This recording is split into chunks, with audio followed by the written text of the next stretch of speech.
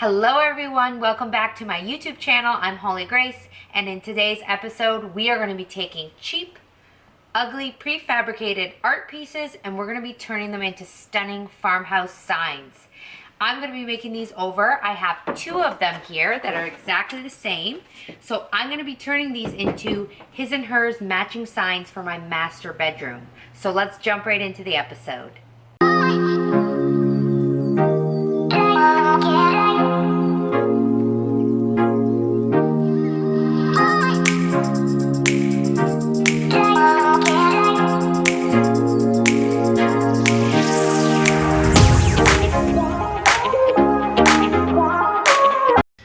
Alright guys, so these are the fronts of the art, and these are just cheap pieces of art. I think my mom actually picked these up from an auction. She probably paid like 99 cents each for them or something. But you can find a lot of art like this at thrift stores, secondhand stores, so you can get your hands on something like this, I am sure.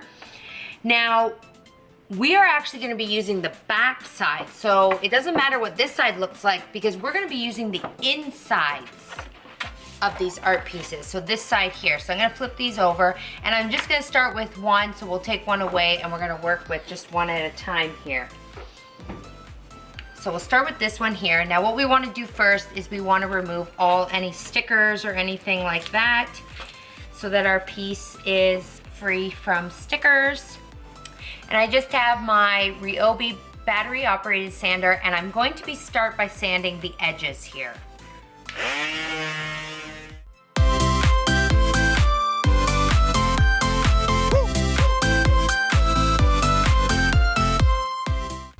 Okay, now that our sanding is done, I want to show you guys how I left the edges here. So you'll see that I left a little bit of the black edging, and I've done that on purpose because we're going to create a nice weathered rustic effect on this frame. Leaving that little black color behind helps us achieve that weathered look.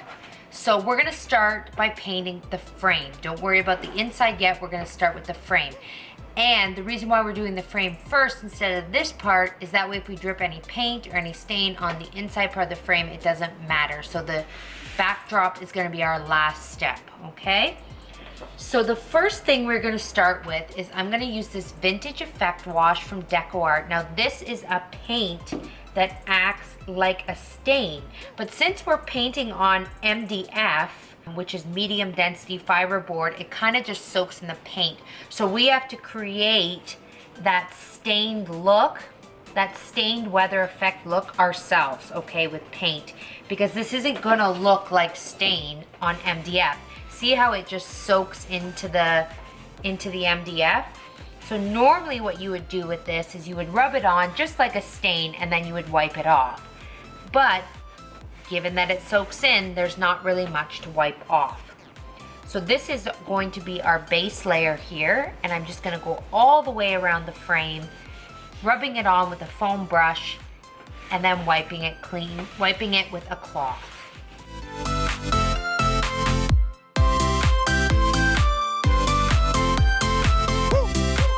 Now we also wanna make sure that we do the inside of the frame as well. And again, you'll see here that I'm getting it on the background part. And this is precisely why we do the background part last. Because I don't want to have to worry about not being able to rub paint on there.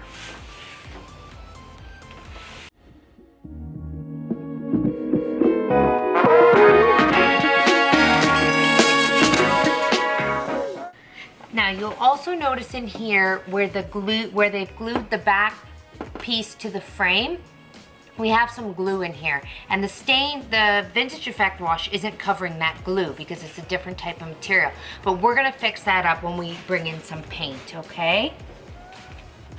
So don't worry about if you're working on a frame like this and you have those spots with the glue, don't worry about that the Vintage Effect wash isn't covering that. Now we also want to do the outside portion of the frame as well. So we're going to take a little bit of Vintage Effect wash here and do this as well. So again, just rubbing it on and then wiping it off. All right, now the next step is we're going to take some of this Color Stain, and this is from DecoArt as well, and this is in the shade Ash Gray. We're gonna put a layer of this over top of our Vintage Effect wash, okay? Now, when I put this Color Stain on, I'm just going to brush it on, and I'm not gonna rub it in because, again, we're working on MDF here, not wood. So if I rub it in, it's just gonna mesh with the brown, okay? We just want that nice layer of nice weathered gray look over top of the brown. And this is how we're gonna create our different depth and dimension here with these different colors. Now, for the outside as well, I'll show you guys here. I'm just gonna lightly brush over without rubbing it in too much.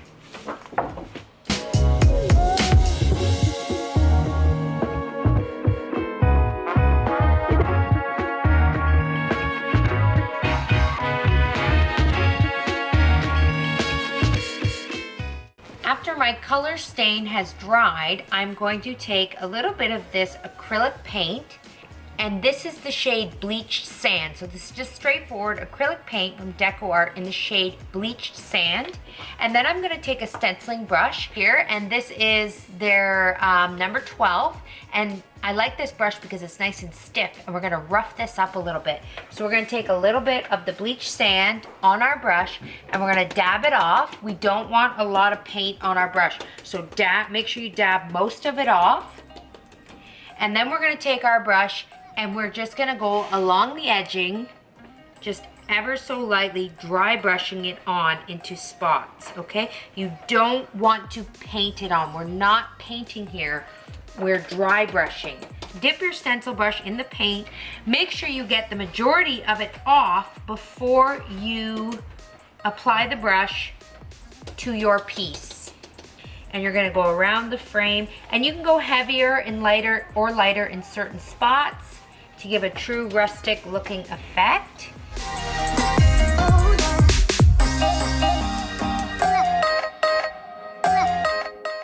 And then we're gonna do the same thing on the edge. Now I'm gonna go a little bit heavier there in the middle, and then I'm gonna work my way out to the edges, getting lighter as I go.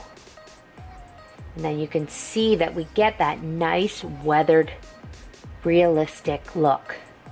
Don't worry about perfection when you're doing this, because if you're trying to be too perfect,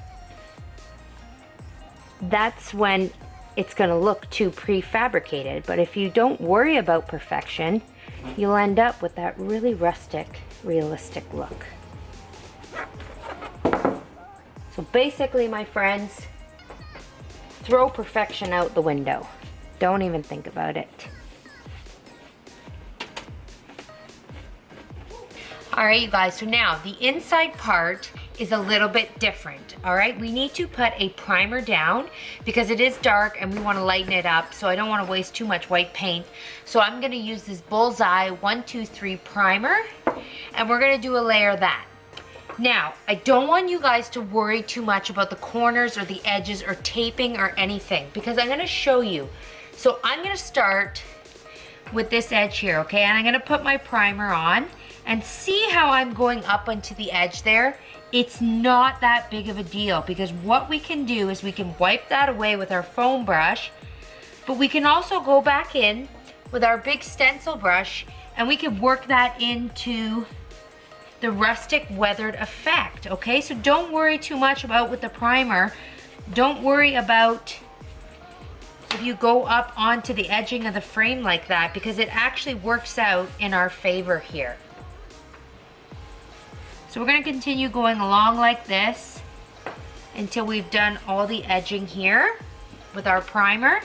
And again, switching back and forth between the foam brush and our stencil brush and working that white primer into our weathered effect.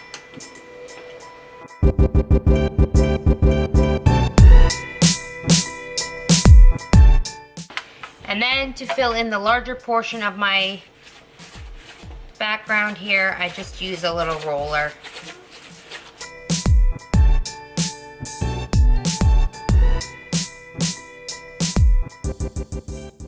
All right, now that our layer of primer has dried, we're gonna give it a coat of white paint. And I'm just using a Beauty Tone flat interior acrylic paint for this.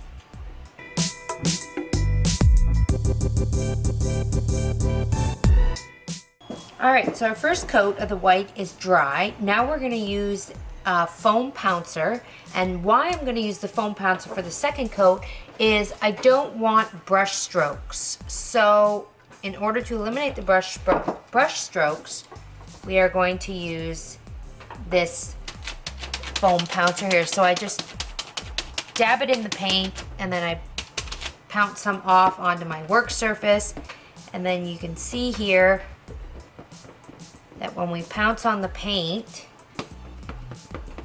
we are eliminating any kind of brush strokes, and this will give us a nice canvas-like finish.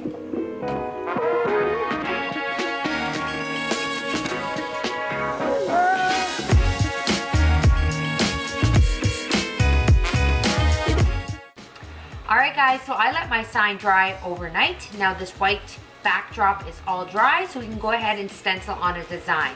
So I'm going to be using my Cricut Maker here to cut out a stencil. So I am loading my blue stencil film on my standard grip mat, and then I'm using a brayer to smooth it out and get rid of all the air bubbles so my blade doesn't catch. And then we're going to slide it into our Cricut cutting machine, and the machine is going to cut out our design. If you guys really end up falling in love with these signs, I do have this design cut file available for sale on my website, hollygrace.ca, on the shop tab, and I've just linked that as well in the description on this video. Once our design is done being cut, we just weed out the areas that we don't want. Now we're stenciling, so I'm actually getting rid of the letters and keeping the blue stencil film portion of my design. Then we're going to lay our design out on our signs here, just line it up, and I'm going to use my transfer tape here, place it over my design, and then I'm going to take a smoothing tool and I'm going to smooth the transfer tape onto the design, making sure that I get out any air bubbles and that my design is really stuck on very well. Carefully removing the blue stencil film from the backing, and then we're going to line it up on our art piece and smooth it down. Now you want to make sure you smooth it really well before you take off the transfer tape. We don't want any air bubbles in here. We want a nice clean stencil. I'm going to take some black acrylic paint, and using a foam brush, I'm going to dab it on over top of my design. Make sure you dab rather than brush. This will help eliminate bleeding. Once we've covered the whole design in paint, we can remove the blue stencil film very carefully and then use a weeding picking tool to get the little areas in between the letters. I love how these signs turned out, and I can't believe that they're just cheap pieces of prefabricated art. Now I have some stunning farmhouse signs to display in my home. I took these pieces home, set them up in my bedroom, and they just fit so perfectly in here.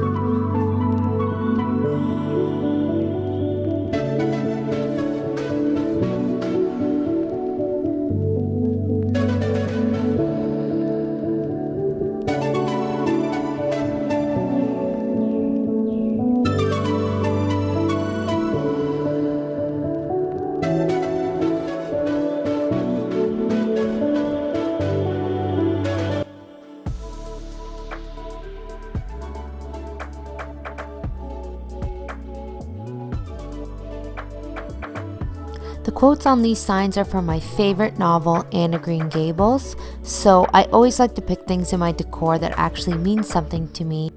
So when you're designing and doing things for your home, I highly encourage you to incorporate little pieces that actually mean something to you or that you actually really love. So I hope this inspires you to get creative and take cheap pieces of art and turn them into something unique and different. Thanks for watching. Don't forget to hit that subscribe button, and I'll see you on another video. Bye.